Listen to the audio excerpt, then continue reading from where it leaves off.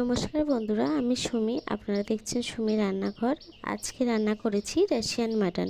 আপনাদের ফুল ভিডিওটা দেখার অনুরোধ রইল। ভিডিওটা যদি ভালো লেগে থাকে চ্যানেলটাকে সাবস্ক্রাইব করে ভিডিওটায় লাইক দিয়ে দেবেন। চলুন তাহলে রান্নাটা দেখে নিই। দেখুন বন্ধুরা, আমি একটা কড়া বসিয়ে নিয়েছি। গোটা গরম মশলাগুলো একটু ভেজে নেব।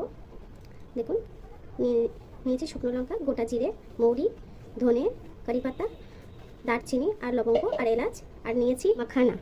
কিছুটা মাখানা নিয়ে নিয়েছি। সব মশলাগুলোকে একটু শুকনো কড়ায় ভেজে নেব। রাশিয়ান মটন রান্না করার জন্য এই মশলাটা কিন্তু সুন্দর করে ভেজে তারপরে গুঁড়ো করে নেব মশলাটাকে। দেখুন বন্ধুরা, গোটা মশলাগুলো কিন্তু আমার ভাজা হয়ে গেছে। মশলাটা নামিয়ে নেব। কড়াইটা গরম হয়ে গেছে, সর্ষের তেল দিয়ে দেবো। রান্নাটা কিন্তু সর্ষের তেলেই করব। দেখুন বন্ধুরা, তেলটা গরম হয়ে গেছে। আমি 3টে পেঁয়াজ কুচি রেখেছি, দিয়ে দেবো। পেঁয়াজগুলো সুন্দর করে ভেজে তুলে নেব।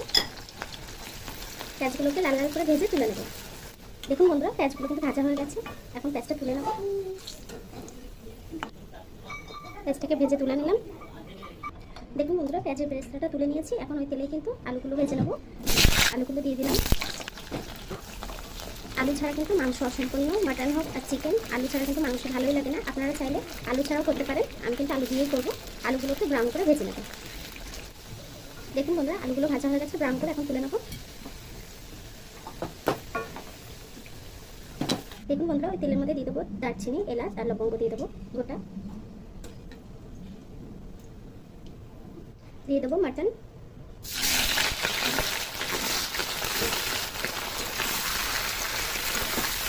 মাটনটাকে তেলের সঙ্গে ভালো করে কষিয়ে নেব। দিয়ে দেবো একটু রসুন বাটা। দিয়ে দেবো সামান্য একটু হলুদ গুঁড়ো। দিয়ে দেবো 1 চামচ নুন। মাংসটা হতে থাক, একটা মশলা করে নেব। আমি একটা মিক্সার বাটি নিয়ে নিয়েছি। পুরো মশলাটা করে নিয়েছিলাম। সেই মিক্সার বাটির মধ্যে দিয়ে দেবো সে ভেজে রাখা পেঁয়াজ। দিয়ে দেবো 3টে কাঁচা লঙ্কা। দিয়ে দেবো 3 টুকরো আদা। দিয়ে দেবো টক দই বড় চামচে 3 চামচ। এখন এটাকে পেস্ট বানিয়ে নেব। দেখুন বন্ধুরা, মশলাটা কিন্তু হয়ে গেছে। দেখুন কত সুন্দর হয়েছে। মশলাটা হয়ে গেছে। মাংসটা কিন্তু প্রায় কষা হয়ে গেছে। এখন দিয়ে দেবো সেই মশলাটা।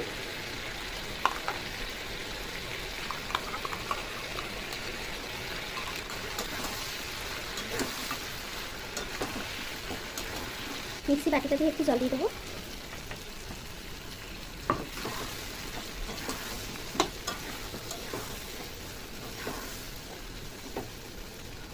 যে গুঁড়ো মশলাটা বানিয়ে রেখেছিলাম সেই মশলাটা দিয়ে দেবো।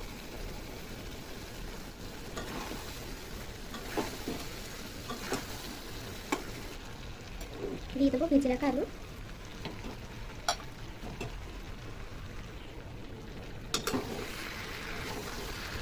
আলুর সঙ্গে মাংসটাকে কষিয়ে নেবো একটু। দিয়ে দেবো সামান্য একটু নুন। নুনটা আপনারা চেক করে নেবেন। নুন যদি প্রয়োজন হয় তাহলে নুন দিয়ে দেবেন।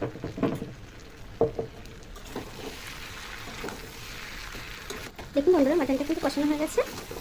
এখন জল দিয়ে দেবো। গরম জল দিয়ে দেবো।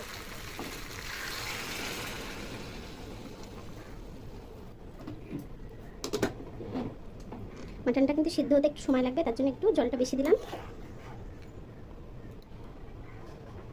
এখন তরকারিটাকে ঢেকে দেবো। দেখুন বন্ধুরা, ঝোলটা কিন্তু টেনে এসছে। আমি 20 থেকে 25 মিনিট রান্না করেছি হাই ফ্লেমে। মাটনটা কিন্তু প্রায় হয়ে এসছে, আলু কিন্তু গলে গেছে। দেখুন বন্ধুরা, মাটনটা হয়ে গেছে। আমি আরও 5-10 মিনিট রান্না করে নিয়েছি। মাটনটাকে নামিয়ে নেবো এখন।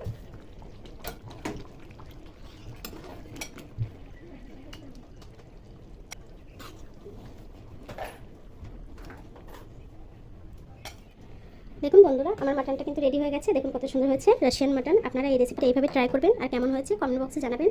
এতক্ষণ ধরে আমার ভিডিওটা দেখার জন্য আপনাদেরকে অসংখ্য ধন্যবাদ।